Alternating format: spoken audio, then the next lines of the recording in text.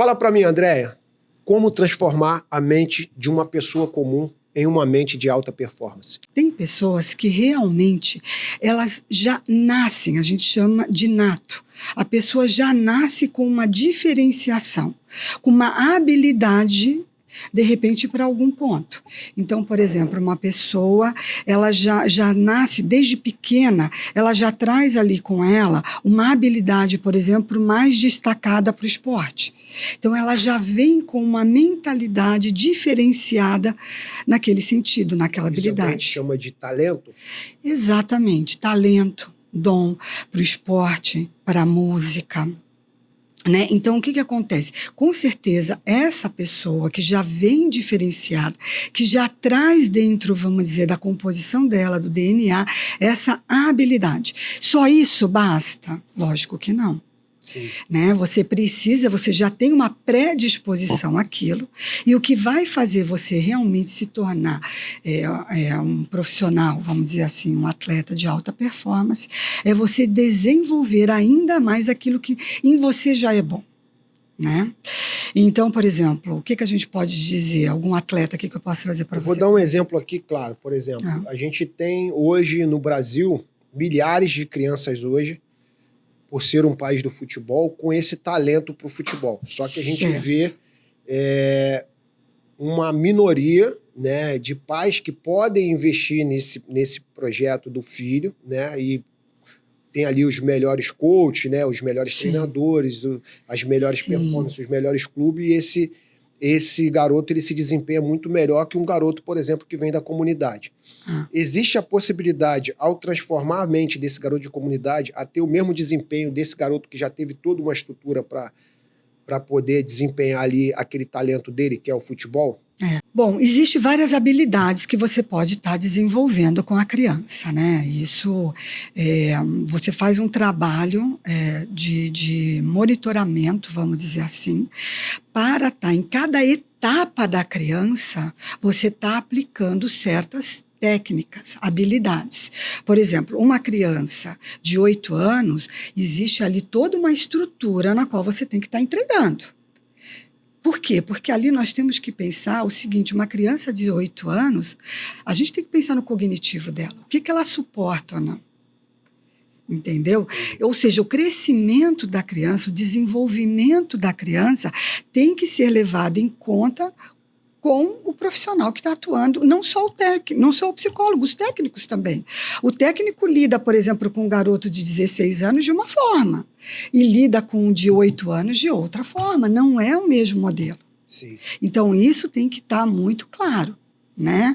Por exemplo, uma criança de 8 anos, a família é algo ali muito importante. Está dentro da construção dela ainda. Quando você fala a família importante dos pais acreditarem. Exatamente, a família nuclear. Né? Então, por exemplo, te dar um exemplo. Um garoto ele vai treinar. Né? Ele está ali treinando, está na fase de treinar e tal. Muitas vezes a criança está treinando, ele olha para o banco para ver o pai. Sim. A referência do pai ou da mãe é muito importante ainda nessa época. Né? Nessa formação. Vamos dizer assim. E ele fica olhando. Aí pega o pai, por exemplo, no celular. Faz um gol e olha para o pai. O pai nem viu. Então, querendo ou não, são pequenos detalhes que vai mexendo na construção e na formação psicológica daquele atleta. Ele pode ter uma sensação de aprovação ali e levar isso para o resto da vida, ou desaprovação? Com certeza. E isso faz com que o desempenho dele também mude? Olha, eu já vi casos até, Fábio, da criança se desanimar em relação ao esporte. Eu já vi casos, por exemplo, que o pai, eu vou dar um outro exemplo, por exemplo, que o pai é aquele ao contrário desse exemplo que eu dei agora, que ele está ali na beira, que ele começa a gritar, que ele briga com o técnico, porque o técnico não colocou o filho começa a ficar tão constrangido que de repente ele já nem quer mais treinar. E como muda a cabeça desse garoto que já passou por esses traumas? O bom seria...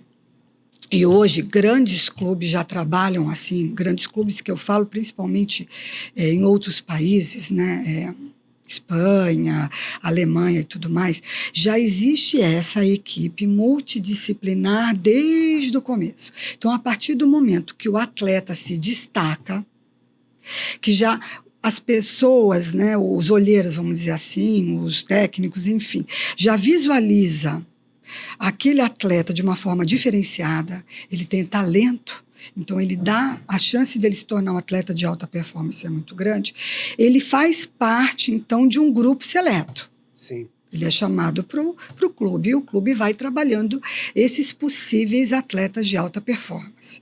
Ali já existe uma equipe multidisciplinar que entra, falando especificamente da minha área, que é a psicologia, por exemplo, o psicólogo já começa a trabalhar essa criança, nós estamos falando lá embaixo ainda, né? No atleta, na criança.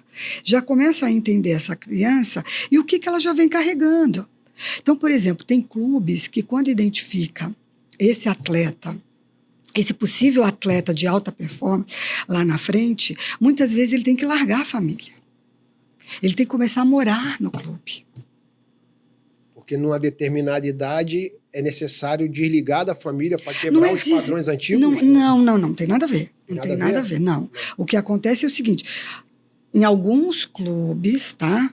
Esse atleta, esse possível atleta, esse sujeito, essa criança atleta, vamos dizer assim, ele sai dessa família porque no clube, o clube vai proporcionar para ele um conjunto de atividades para ele performar mais. O que seria isso? Uma nutrição mais específica para atleta. Então, ele vai ter ali uma condição de alimentação muito mais, vamos dizer assim, ajustada para o atleta do que dentro de casa. Tá, mas a gente está falando aqui de Brasil, André. Isso aqui no Brasil, a grande maioria não tem acesso a isso. Qual é a dica que você dá para os pais e para esse atleta que está assistindo a gente hoje? O que ele pode começar a fazer ali no dia a dia dele, que pode melhorar o desempenho dele, a chegar não igual, porque assim, não se compara a ter uma equipe multidisciplinar e o garoto que está ali sozinho. Mas ele começar a ter resultados diferentes ali no talento dele, no dia a dia dele. A ansiedade dos pais é muito grande. Você tem pais de tudo quanto é formato. Pai que coloca o filho no esporte porque vê ali uma possibilidade simplesmente dele se exercitar e de repente esse filho, ele se destaca, começa a fazer pequenas competições, por exemplo, e se destaca na natação. Vamos dar um exemplo, vamos mudar de esporte, por exemplo. Né? A criança começa a entrar num clube, começa a fazer natação, porque para os pais ali é um momento de atividade física, e de repente, no clube, os técnicos, né? Enxergou um talento. Enxergou, começa a criança a participar de campeonato, e quando vê, a criança está ganhando. Se destaca, ganha e tudo mais, né? Então, o que acontece com essa criança? Esse atleta, esse sujeito atleta criança, vamos dizer assim, né? Os pais, ele tem que dar toda uma estrutura para essa criança, uma estrutura psicológica, de acolhimento, de escutar essa criança. Porque para uns, veja bem, você concorda que começa muito cedo? Quantos anos, por exemplo, uma criança começa quando ela entra no esporte, começa a destacar, por exemplo, para um nível profissional? É muito cedo. Às vezes ali com 7 anos, 8 anos, já começa com competições. E você fala essa estrutura o quê? De palavras positivas, por exemplo, como que ele deve agir nessa questão do dia a dia ali com o filho? Ele deve apoiar, você vai vencer, você vai chegar lá. Sempre afirmações positivas? Sim, o reforço positivo, né? O reforço positivo, com certeza, é a melhor opção do que um reforço negativo. Ah, você não conseguiu, mas por quê? Ah, também você não fez isso, também você fez aquilo, também você não treinou. Do que não, você deu o seu melhor. Você deu o seu melhor, Day, que bom, é isso, parabéns. Na próxima vez você vai performar um pouquinho melhor, vamos continuar nos treinos, vamos continuar acreditando. O que mais que o pai e a mãe podem fazer para você? Entendi. É esse apoio, é esse reforço. Só que nem toda criança tem isso dentro de casa, né? Sim. E às vezes o técnico faz essa função. O técnico de base, às vezes, faz essa função, muitas vezes, de acolhimento. Você vê até um atleta, às vezes, de alta performance, que vai competir, por exemplo, em Olimpíada, e às vezes por milésimos de segundo não ganha uma medalha.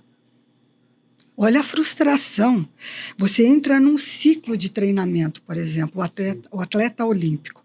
Ele entra num ciclo de treinamento de 4 anos para chegar, para buscar uma Olimpíada, e às vezes por milésimos de segundo ele não pega uma medalha.